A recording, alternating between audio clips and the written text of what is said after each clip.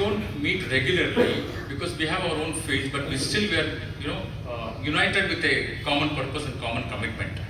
So ನಾವು ಏನು ಮಾಡ್ತೀವಿ, ಆಗಲಿ ಕೀರ್ತನ್ ಅವ್ರು ಹೇಳಿದಾಗೆ ನಾವು ಲೀಗಲ್ ಬ್ಯಾಟಲ್ಸ್ ಎಲ್ಲ ಇರ್ತಾ ಇದೆ. Use to understand issues. ನನ್ನ ವಿಷಯ ತೊಗೊಂಡ್ರೆ ನಾನು ವೈಲ್ಡ್ ಲೈಫ್ ಫೋಟೋಗ್ರಫಿ ಮಾಡ್ತಾ ಅಲ್ಲಿ ನಡೀತಿರೋ ಕನ್ಸರ್ವೇಷನ್ ಇಶ್ಯೂಸ್ ನಾನು ನೋಡಿದಾಗ ನಾನು ಕ್ಯಾಮ್ರಾನ ಸ್ವಲ್ಪ ಪಕ್ಕದಲ್ಲಿಟ್ಟು ನಾನು ಇದ್ರ ಬಗ್ಗೆ ಕೆಲಸ ಮಾಡಬೇಕು ಅಂತ ಶುರು ಮಾಡಿದ್ದು 2009 ಸೊ ಬಂಡೀಪುರ, ನಾಗೋಳಿ ಇಂಥ ಕಡೆ ಕೆಲಸ ಮಾಡ್ತಾ ಇದ್ವಿ. ಬನ್ನರಘಟ್ಟ ಕಡೆ ನಮಗೆ ಗಮನ ಬಂತು. ಸೊ ಈಗ ನೇರ ವಿಷಯಕ್ಕೆ ಬರೋದಾದ್ರೆ, ಇವಾಗ ವೈಲ್ಡ್ ಲೈಫ್ ಇಶ್ಯೂಸ್ ಅಂತ ಬಂದರೆ ನಮ್ಮ ಇಮಿಡಿಯೇಟ್ ಆಗಿ ಆಸ್ ಆಫ್ ಟುಡೇ ನಮಗೆ ಇಶ್ಯೂ ಬರೋದೇ ಇವಾಗ ಏನು ನಡೀತಾ ಇದೆ ನಾವು ನೋಡಿದ್ರೆ ಬಂಡೀಪುರ ಕಡೆ. ಸೊ ಅಲ್ಲಿ ನಡೀತಾ ಇರೋದು ವನ್ಯಜೀವಿಗಳು ಹ್ಯೂಮನ್ ಸೆಟಲ್ಮೆಂಟ್ಗೆ ಬಂದು ಸ್ವಲ್ಪ ಗೊಂದಲ ಆಗ್ತಾ ಇದೆ. ಆ ಕಡೆ ನಾವು ಮಾತಾಡ್ತಿರೋದು ಸ್ವಲ್ಪ ತದ್ವಿರುದ್ಧವಾಗಿದೆ. ನಾವು ಕಾಡೊಳಗೆ ಹೋಗಿ ಮಾಡ್ತಿರೋ ಕನ್ಸರ್ವೇಷನ್ ಇಶ್ಯೂಸ್ ಬಗ್ಗೆ ನಾವು ಮಾತಾಡೋಕ್ಕೆ ಈ ಪ್ರಸ್ತಾಪ ಮಾಡ್ತಾ ಇದ್ದೀವಿ ಈ ಪೊಸಿಷನು. ಸೊ ಇವಾಗ first let's talk about Bannerghatta forest first, then we'll talk about what are the issues we are going on. So we are very privileged, very lucky to have a forest like Bannerghatta very close to the Bangalore.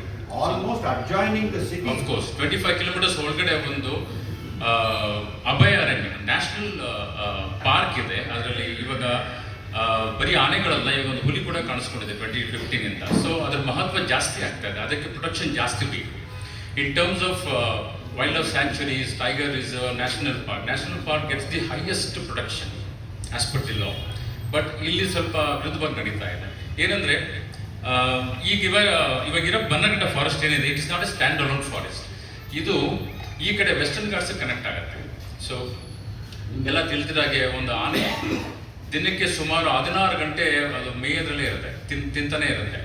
So ಅದಕ್ಕೆ ತಿನ್ಕೊಂಡು ಹೋಗ್ತಾ ಇರಬೇಕು. It's not A territorial animal, ಅದು ಸುತ್ತಾ ಇರುತ್ತೆ. ಇವತ್ತು ಬನ್ನರಘಟ್ಟಲ್ಲಿ ಇರೋದು ನಾಳೆ ನಿಮಗೆ ಮಲೆ ಮಹದೇಶ್ವರಲ್ಲಿ ಕಳುತ್ತೆ, ಅಲ್ಲಿಂದ ಬಂಡೀಪುರ ಹೋಗುತ್ತೆ, ಸತ್ಯಮಂಗಲವರೆಗೂ ಹೋಗುತ್ತೆ. ಆ ಕಡೆ ಈ ಕಡೆ ಶುರು ಮಾಡಿದ್ರೆ ಡೆಂಕನಕೋಟೆ, ಹೊಸೂರು, ಈಸ್ಟರ್ನ್ ಘಾಟ್ಸ್, ತಿರುಪತಿ, ಚಿತ್ತೂರು ಅಲ್ಲಿವರೆಗೂ ಹೋಗುತ್ತೆ. ಅದು ಅಷ್ಟು ದೊಡ್ಡ ಫಾರೆಸ್ಟ್ ಇದು.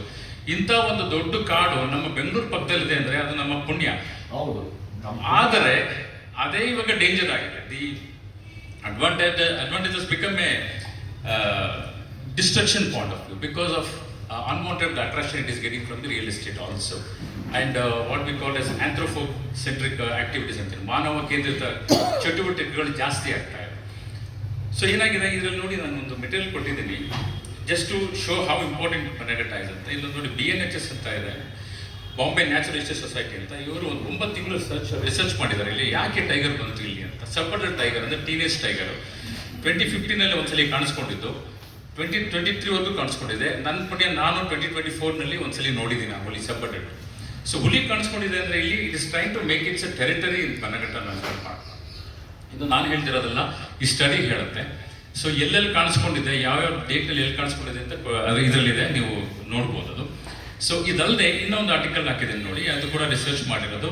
ಆನೆಗಳು ಹೇಗೆ ಓಡಾಡ್ತವೆ ಬನ್ನರಘಟ್ಟನಲ್ಲಿ at any point of time 130-150 ಆನೆಗಳು ಇರ್ತವೆ ರೆಸಿಡೆಂಟ್ ಆಗಿ.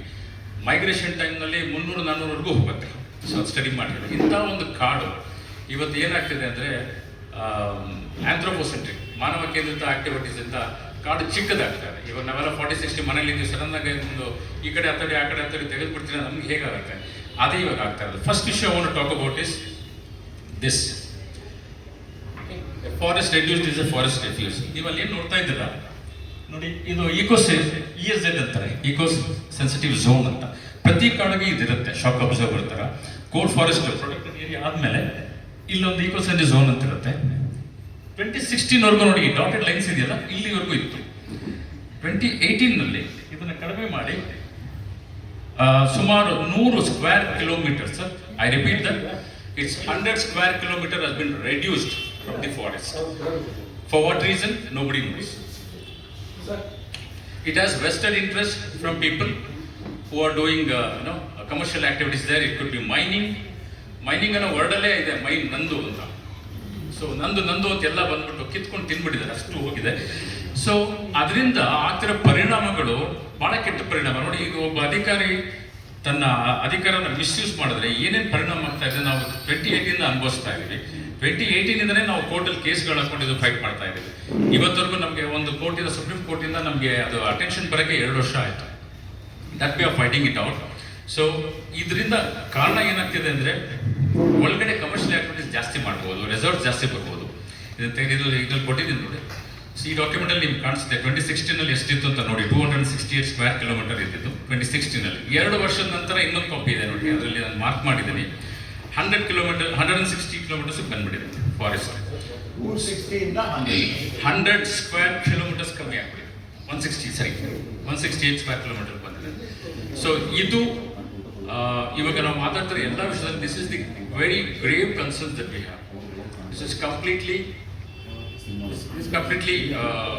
unethical, and this has to be restored in whatever it takes for that. We are doing